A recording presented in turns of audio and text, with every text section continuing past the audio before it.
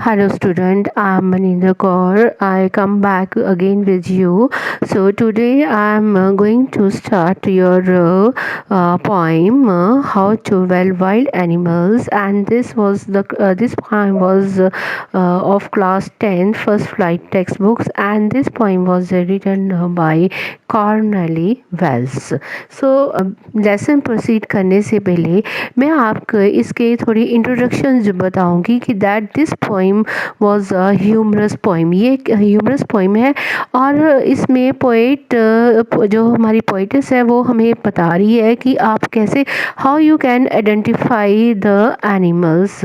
तो अगर आप कभी जंगल में जाते हैं तो आप कैसे डिफरेंट डिफरेंट एनिमल्स को कैसे आइडेंटिफाई करेंगे, उनके कैसे आप जो है उनकी यूनिक क्वालिटीज़ या उनके फीचर्स उनके बारे में आप अगर जानते होंगे तो देन यू कैन नो कि वो कौन सा जानवर है और उसके क्या फीचर्स हैं और ये क्या कैसे रिएक्ट करता है। तो इसके बारे में ही इस पोएम में पोइटस ने हमें बताया है। So let I proceed this poem very from Stanza 1. If ever you should go by chance to jungles in the east, and if there should to you advance a large and tiny beast, if he roars at you as you are dying, you will know it is the Asian lion.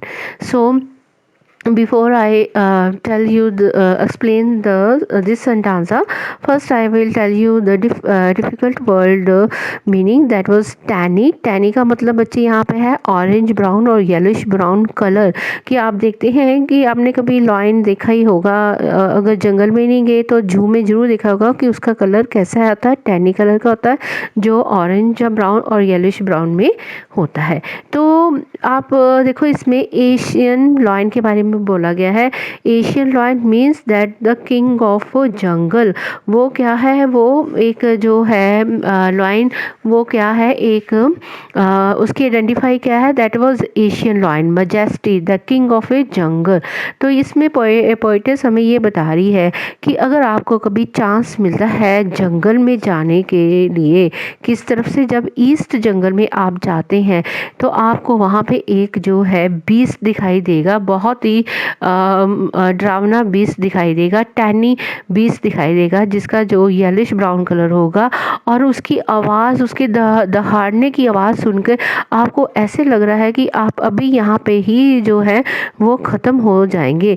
तो आप ये जान लो कि ये कौन है, उसकी दहाड़ सुनने के बाद आपको ये जजमेंट हो जाती है कि that he was the Asian lion, means वो एक जंगल का राजा है शेर, और ये शेर जो है बहुत ख़तरनाक है, वो इंसान को खाकर उसको ख़त्म कर सकता है। तो ये उसकी आइडेंटिटी यहाँ पे पोएटिस ने हमें बताई है। If ever you should go by chance to jungle in the east, then you can identify that, उसकी आवाज़ सुनने के बाद आप उसे आइडेंटिफाई कर सकते हैं कि that beast was the lion. तो इस फर्स्ट संटाजा में हमें ये बताया गया है। Now come to the second sentence. Or if sometime when roaming around, a noble white beast greets you with black stripes on a yellow ground, just notice if he eats you. This simple rule may help you learn the Bengal tiger to discern. तो यहाँ पे जो है difficult word, noble का मतलब royal, ठीक है, ground का मतलब उसकी बैकग्राउंड, उसकी पीठ के ऊपर कौन सा कलर है, येलो कलर का, ब्लैक स्ट्राइप्स का आपको दिखाई देगा, और डिसर्न का मतलब होता है identify. Now I explain this sentence. अगर आप कभी जंगल में घूमते घूमते कभी आप आगे जाते हैं तो आपको क्या होता है कि आपको वहाँ पे एक जो है बीस्ट दिखाई देगा, जो एक नॉबल बीस्ट गिना जाता है, नॉबल वाइट बीस्ट जो आपको मिलता है। और यहाँ पे जो पोएटिस ने किसके बारे में बात कर रही है, the Bengal tiger. Tiger tiger ने आप बच्चों जो अपने जू में देखा हुई होगा, मूवीज़ में भी देखा होगा कि टाइगर जो है उसकी कैसे स्ट्राइप्स जो होती हैं वो ब्लैक कलर की स्ट्राइप्स होती हैं, उसकी जो स्किन का कलर कैसे होता है, येलो होता है। और आप देखो वो क्या है, वो भी जो बीस्ट है that was also very dangerous. आप उसको आइडेंटिफाई कर पाएंगे कि ये एक कौन सा है, बंगाल टाइगर है। और वो उससे हमें बचकर रहना चाहिए। क्यों? क्योंकि जब वो आपका वेलकम भी करेगा, लेकिन कैसे वेलकम करता है कि वो आपको ऐसे आएगा, एकदम आपके आगे आगे भागा आ जाएगा और आपको वो अपना बचाव खुद करना पड़ेगा, क्योंकि ये बीस्ट भी जो है वो भी इंसान को खा जाता है। Now come to the sentence number 3। If strolling forth a beast you view, whose hide with spots is peppered, as soon as he leapt on you, you will know it is the leopard. The 12 do no good to roar with pain, he will only lap and lap again. Now come to the difficult words. Strolling, wheeling casually, forth, forward, hide, animal skins, peppered, covered with spots, leapt taken a jump towards somewhat। तो यह आपको बच्चे ये यहाँ पे poets हमें किसके बारे में बता रही है? एक लेपर्ड के बारे में बता रही है, वाइल्ड बीस्ट। जो आप आगे आगे चलते आपको एक ऐसा जानवर दिखाई देगा जिसकी बॉडी के ऊपर आपको स्पॉट्स दिखाई देंगे। आप उसे देखकर छलांग लगाते हैं और आप आइडेंटिफाई कर लेते हैं कि that he was leopard. Left का मतलब है कि जंप लगाना, उसको देखकर उछल कर एक छलांग लगानी। तो यहाँ पे बच्चे जो इसके बारे में आइडेंटिफाई हमें बताया गया है कि that he was a leopard. अगर आप उसको ऐसे बार बार ऐसे चिल्लाते रहेंगे तो वो क्या आपके ऊपर अटैक भी कर सकता है, आपके ऊपर हमला कर सकता है और आपको वो मार के खा भी सकता है। उसकी आवाज़ इतनी दर्दनाक है और वो उसकी आवाज़ सुन के आप उस घबरा जाते हैं और आप जंप करके वहाँ से छलांग लगाकर वहाँ से निकलते हैं।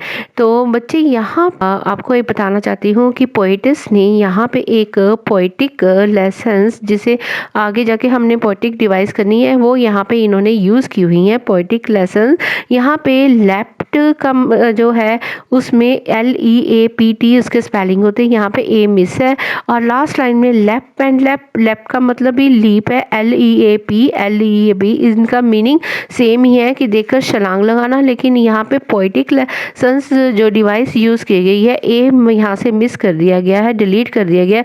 क्यों? क्योंकि वो अपनी पोइम में एक राइमी जो है वो लाना चाहती थी, इसलिए पोएटिस ने यहाँ पे लेफ्ट एंड लेफ्ट का वर्ड जो है वो यूज़ किया है।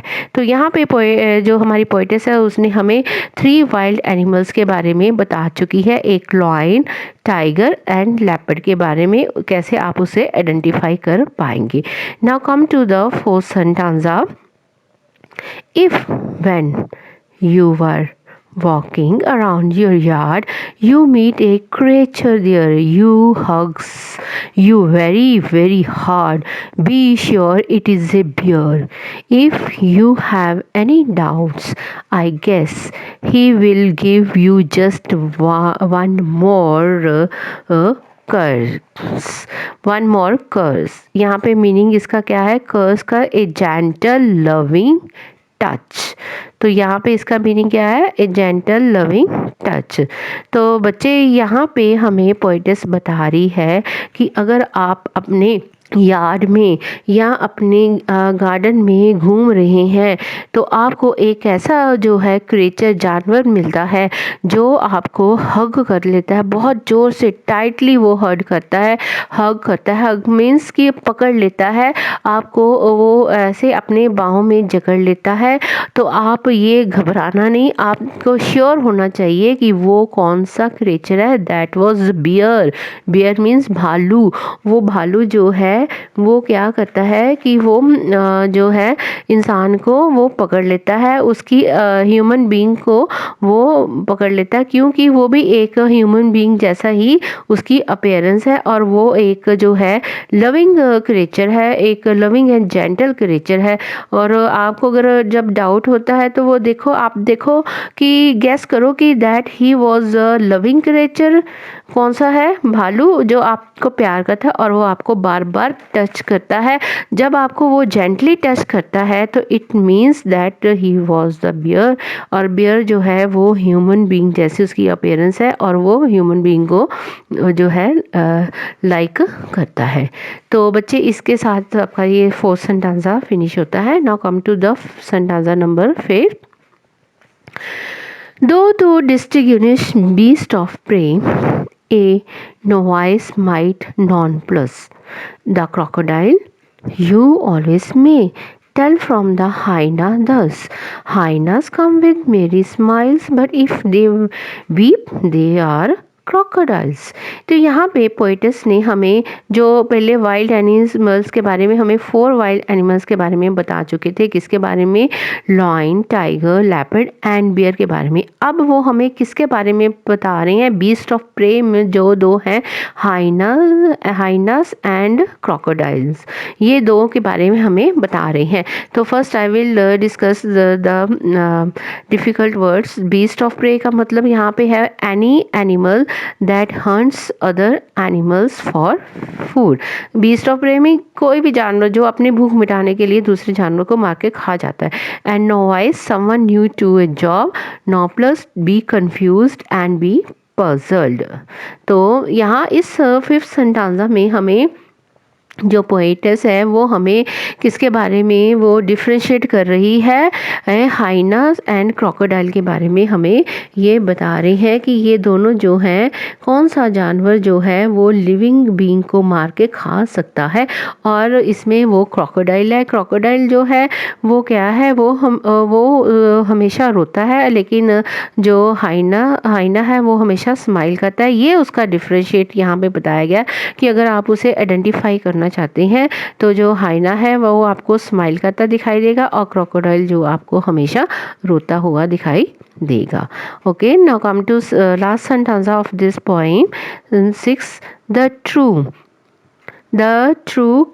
The true caminilol is small, a lizard sort of thing. He has not any ears at all, no, and not a single wing.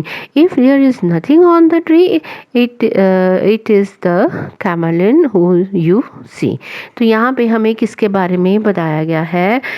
कैमिलिनो के बारे में बताया गया है। कैमिलो जो हम हिंदी में उसे गिरगट कहते हैं। आपने देखा है, सो आपने अपने बड़ों से सुना होगा जो गिरगट है वो हमेशा अपना कलर चेंज करती है।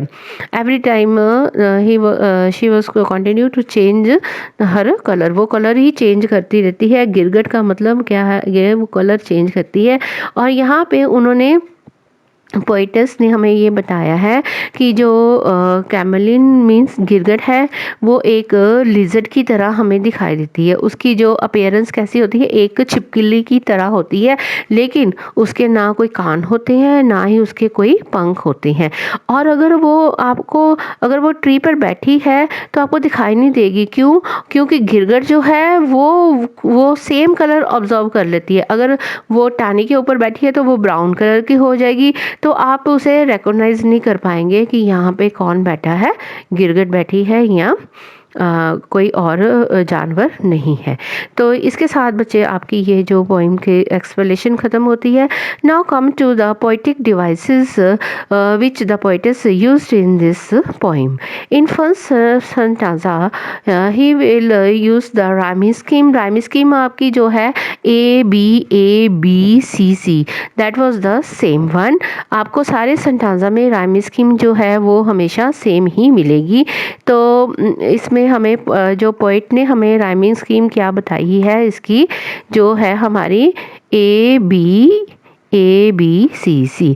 इन फर्स्ट सेंटेंसा आप देख रहे हो बच्चों कि ये जो लास्ट में है chance and advance, that is rhyming with each other, east beast, that is rhyming with each other, dine and lion rhyming with each other. So chance is A, east is B, advance is A, beast is B, and dine and lion is CC. Now another device which poet used in this stanza, that is इंजाममेंट।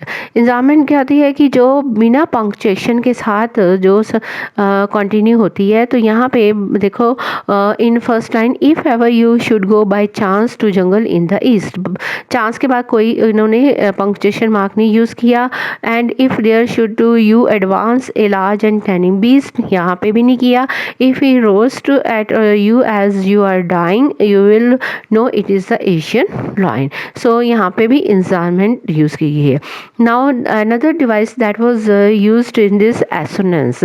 Assonance किसे कहते हैं बच्चे, आपको बताइए है कि यहाँ पे प्रोमिनेंस जो वोवल साउंड होती है एक ही लाइन में जो होती है। तो in first sentence you will see in the first line O is very prominent word in first third and fifth line. यहाँ पे ओ जो है प्रोमिनेंट यूज़ किया गया है और ये हमारा एसोनेंस है। यहाँ पे जैसे यू में ओ आया, should go, and in third line should to you, in fifth line rose you, and again in you. Okay, now come to the second stanza. In this stanza rhyme scheme was the same again, round ground you learn discern। round is considered a b, u b, ground is a, u again b, and learn and discern c c।